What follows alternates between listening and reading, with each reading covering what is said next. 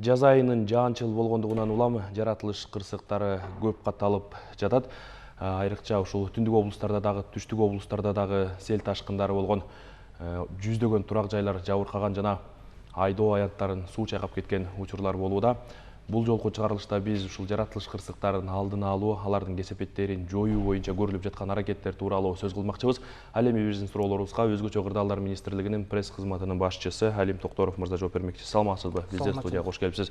Мынакей жаз айларында жамгыр көп катталып атат. Ар аптанын бири жарымы ачык болсо, жарымында күн бүркөк болуп, жамгыр жааган.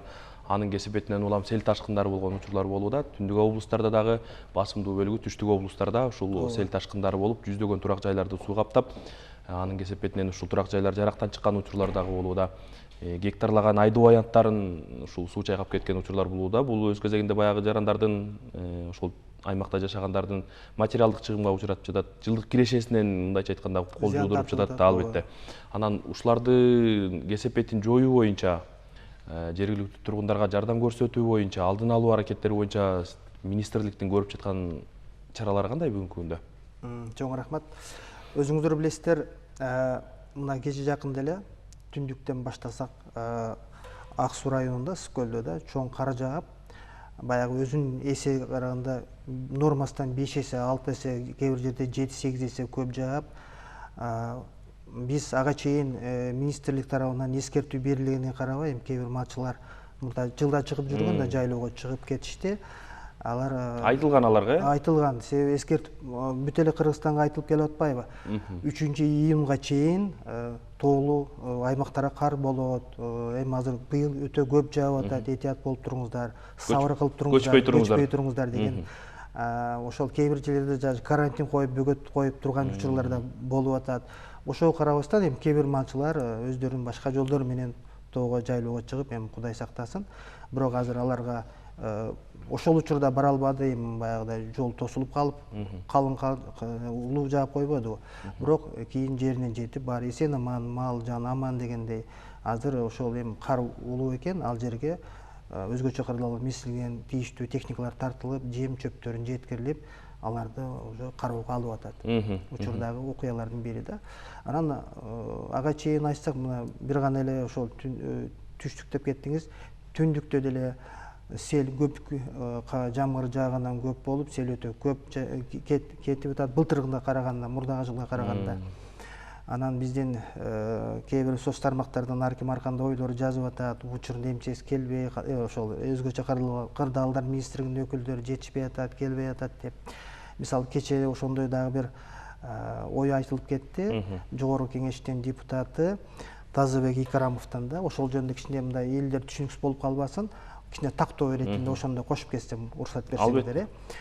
Ал киши айтып атат, ошол Кара Дарыя айыл өкмөтүндө былтыр чоң сел болуп, көпчүлүк жабыркап, учурда 7-8 үй бүлө дагы эле жана убактылуу контейнерлерде жашап атат деген ойду билдирди. Туура учурда азыр 4 үй бүлө жашап аткан учуру.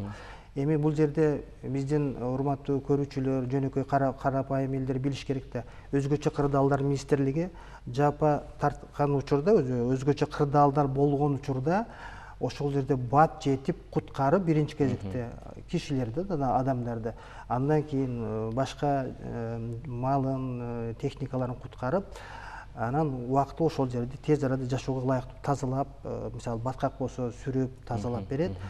Ал эми ал кишилер үй албай, үй дагы эле жетилкеси берилбей атат дейт. Ал деген функция деп коелу, ал милдет өзгөчө кырдаалдар министрлигинин функциясына кирбейт да. Ал жергиликтүү бийликтин жана башка министрликтер кирет.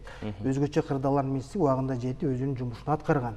Анан баягылардын үйлөрү жараксыз болуп калгандыктан өздөрүнүн баланста турган палатка, ошондой кышында суук болот деп жана контейнерлерди жеткирип берген.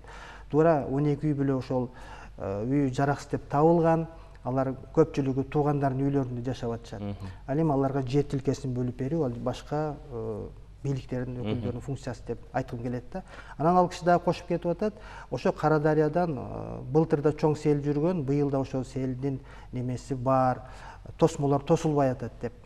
Эми тактоо иретинде ошону белгилеп кетели. Кара Дарыя жээги 16 километр, 16 чакырым жарымы ошол чектешет экен, жана Өзбекстан менен Кыргызстан. Анын буга чейин эле 5 чакырымы ошол тосмосу тосулган. Анан 11 чакырым бар да. Бул дагы эле жанагы суу сактагычтан айдаганда учурунда ташкындап көбөйүп жанагы эгин айдалган жерлерге чыгып аткан ал туура. Ал үчүн министрлик жыл сайын өзүнүн планы боюнча тийиштүү акчаны сурап, ошол жерди тосмун тосууга аракет кылып келет. Мисалы, биздин жөнөкөй эл билиш керек, 1 километр, 1 чакырым жер $1 миллион турат экен. Жанагы тоскону жасаганы. Ошондуктан жылда 300-400 метр курууга жылда планга киргизилип келет. Эми ошондой өзү пландаштырса керек да. Анан бул ошо өзү деле жанагы $1 миллион 80 миллион сомдон ашып кетсе, ошонун 3/1 деген акчаны жылда мамлекеттен сурап келет. Тура быйыл эле ошо биздин депутатыбыз Тазыбек Икрамович бир топ депутаттар менен комиссия түзүп, ошол жеринен барып көрүп, анан элге айткан окшойт да, мына биз акча бөлдүрөбүз мамлекеттен, ушул тосмону курабыз деп. Эми ал бат курула турган нерсе эмес экенде, жөнөкөй эл түшүнүш керек. Анан ошол Кара Дарыя айылынын өйдө жагында, бул жерде мына тактап эле айтып берсем, Чаңгырташ деген айылы бар. Ошо Чаңгырташтын өйдө жагынан былтыр ошол жактан сел көбөйүп кетип, баягы үйлөрдү неме жабыр тартып кетпедиби? Ошол жерде атай села ловушка дейт, баягы сел тосмолор курулган да. Мурда кичинерээк болгон, былтыр өтө көп кетип, суу ашып кеткен. Эми села ловушка селди кармап калбайт. Ал баягы чоң таштарды агызып келатса, эле улам мындай улуу келаткан суунун жолун бир аз тосуп, анан өзүнүн бир турбасынан керектүү сууду агызып, бир жол менен кетириш керек да. Суу көп келсе баары өтүп кетет. Быйыл бирок андай болгон жок.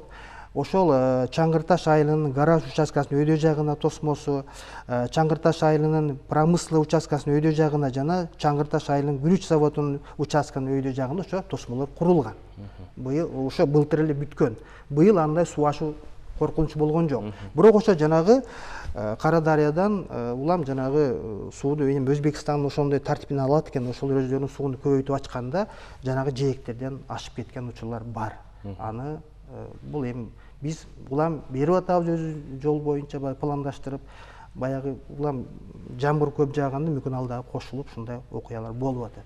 Анан бул жерде дагы бир жолу кошумча кетсе, уруксат берсеңиздер, ал киши айтып атат, мына МЧС жакшы иштебей, жанагы Баткен областында Чечме өткөрүү пунктунда дагы кырсык болбодубу?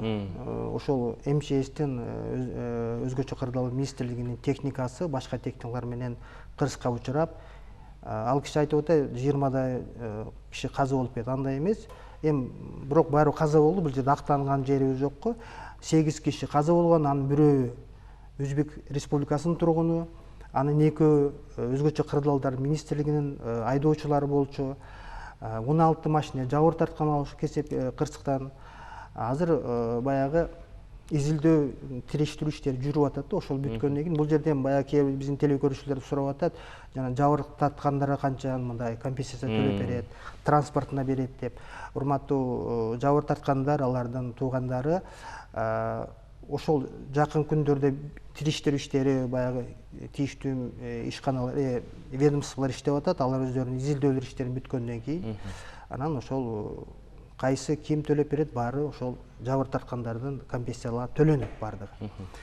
Анан бул жерде кырсык экен, биздин бул жерде мактаныш эмес, человеческий фактор болуп атпайбы? Жанагы айдоочулар, өзгөчө кырдаалдар министринин айдоочулары экөө тең бир мындай дасыккан водительдер болуп атат, айдоочулар. Бири 1961, бири 1960 төрөлгөн, 20-30 жылдан 40 жылга жакын өзүнүн стаждары бар кишилер. Көргөн көбөлөр айтып атат, ошол алар ушу сактап калалы деп экөө тең ошо кармабай калган. Эми конечно баягы айдаган чоң оор жүк машина кичине баягы жылы эскерээк болушу мүмкүн. Эми азыр бүт эле жерде жаңылар жаңыланып атат, эми ошого жетишпей калгандыр. Ал киши ошол машиненин үстүндө жүктөгүч бар, погрузчик жүктүп алып, погрузчиктин айдоосу жанында отурат. Экөө эки жактан колду булгалап, качкыла эми алар бир жерден неме токтотуп калалы деген ойда. Ошентип качкыла деп атып, анан дагы азыраак өлүм болуп атат да. Анан алар өздөрү качып кеткен жок, өздөрү ош токтотобуз деп кошулуп ошол жерде алар да каза болуп атат, өлүп кетип атат. Анан баягы кантип айтсам, бул кишилер МЧСтин кишилери ошол дасыккан жанагы техника безопасность кол койгон, ошо сактап калабыз деп даярдап чыгарып, өздөрүнүн транспортуна алып, эми ошо түштүк регион боюнча ошо Ошто турат экен, жанагы сервис центр дейбизби. Ошол жанагы Бөжөй деген айылда Баткен областынын ошол жерде сел жүргөн кесепетин жоюу максатында ыкчам бараткан учур болгон да. Мына ушуларды биздин телекөрүүчүлөр ошондой эле анча-мынча соц тармактарда мындай түшүнбөй жазып аткан маалымат ээлерине айтып коюуну туура көрүп атам да. Дагы сурооңуз болсо. Мынакей ушул быйылкы жылдагы жаанчыл жыл болгондугунан улам ушундай сел кырсыктар көп катталып атат. Анан көп учурда жана сиз жогоруда белгилеп өткөндөй калктын маалыматтын жоктугунан улам дагы болуп атат. Көп учурда ушул маалымат болсо дагы кайдыгерликтен улам ушул өзгөчө кырдаалдын таасиринде калган учурлар болуп атат. Анан бүгүнкү күндө ушул түшүндүрүү иштери канчалык деңгээлде жүргүзүлүп атат? Айрыкча ушул сел каптай турган кооптуу аймактарда жашагандарга жер көчкүлөрү каттала турган кооптуу аймакта жашап аткан биздин кыргызстандык тургундарга, жарандарга. Мына сөзүңүзгө айтып кеттиңиз өзүңүз багамда. Мен де ошону кошоюн деп турдум эле. Биздин министрибиз Бообек Эргешевич жакында эле ошол жер көткүчү өчө кооптуу деген жерге барып келди, Аю суу айылына да. Эл менен жолукту, эл менен да биз да кошулуп бардык, элден да баягы суроо алып атпайбызбы, суроо берип. Алар айтып атат, көнүп калдык да, ушу мал жаны ушундай да деп. Бирок аларга башка жактан жер берген. Бирок көчпөй атышат да. Алар эми мындай немеге де салып атат, баягы мыйзамга тиреп атат, башка кылып атат, улам эле барып алып, улам эле көчпөй. Бирок бир буту тиякта, бир буту биякта жүргөндөр да бар экен да ошол. Эки жакка тең. Ооба. А так министр өзү барып түшүндүрүү иштерин жүргүзүп, ал жерде ошол райондун, облустун өзгөчө кырдаалдар министрлиги, андан сырткары жарандык коом комиссия бар. Алар улам жарандык коргонуу комиссиянын мүчөлөрү дайым өздөрүнүн түшүндүрүү иштерин жүргүзүп келет. Ушул жерден пайдаланып айткым келет, урматтуу телекөрүүчүлөр, урматтуу мекендештер. Өткөндө бир биздин соц тармак аркылуу СМС келип атпайбы? Бул жерде жолдун жээ күйүп атат, бактарактар, анан МЧСке чалсак албайт деп. Билбейм кайсы телефонго алар аракет кылып чалып атышты, ошол айылдын телефонуна чалып атты, райондон. Урматтуу телекөрүүчүлөр, ар дайым биз айтып келебиз мындай. 112 бул акысыз. Эмне көчөдө барасаңыздар бир кичине өрт чыгып атабы, же бир кырсык болду. Ошол жерден ар мобилдик телефон болобу, кандай телефондон 112, ал жерде көп кызматкерлер сиздердин телефонуңуздар күтүп турат, эмне кызмат керек деп. Ошондуктан анан экинчиси сөзсүз жана МЧС билдирет, өзгөчө кырдаалдар билдирет деп, улам быйыл эми баягы өз нормасынан суулар, жамгыр көп жаап атпайбы, жамгырга ошондуктан этият болуңуздар. Дагы эле мындай неме эске алып туруңуздар деген ойдобуз да, дагы эле кичине жаан-чачын болуп атат. Ошо сиз жогоруда айткандай дагы деле жаан-чачын болуп атат. Акыркы бир аптадан бери мына Борбордун өзүндө эле күндүз ачык болгону менен түнү менен жамгыр жаап кетип атат. Анан алдыдагы апталарга карата прогноз кандай, мындай сел ташкындары боло турган аймактар боюнча, ошол эле кар калың түшө турган аймактар боюнча эскертүүңүздөр кандай? Мүмкүн болсо эфирден пайдаланып айтып калсаңыз. Урматтуу телекөрүүчүлөр, биз күн сайын эгерде ошол бир жума алдын берилет да, эмки жумага эмне болорун биз айтып турабыз. Ошого телефонуңуздарга келет. Мына сиздер аркылуу өзүбүздүн соц тармактар аркылуу өзүбүздүн массалык маалыматка жете турган булактар аркылуу дайыма берип келебиз. Бул эми азыркы маалымат боюнча 3-июнга чейин жарактуу айтылган маалымат бар, аны өзүңүздөр билесиздер. Этият болуңуздар, жаан-чачын дагы көп болот, күн күркүрөйт, тоолуу аймактарга кар жаайт деп. Мындан арысын жуманын аягында билдиребиз да. Чоң рахмат биздин студияга келип суроолорубузга жооп бергениңиз үчүн сизге ыраазычылык билдиребиз. Урматтуу телекөрүүчүлөр, бул жолку чыгарылышта биз өзгөчө кырдаалдарды алдын алуу боюнча көрүлүп жаткан аракеттер тууралуу сөз кылдык. Суроолорубузга Өзгөчө кырдаалдар министрлигинин пресс кызматынын башчысы Алим Токторов жооп берди. Саламатта туруңуздар.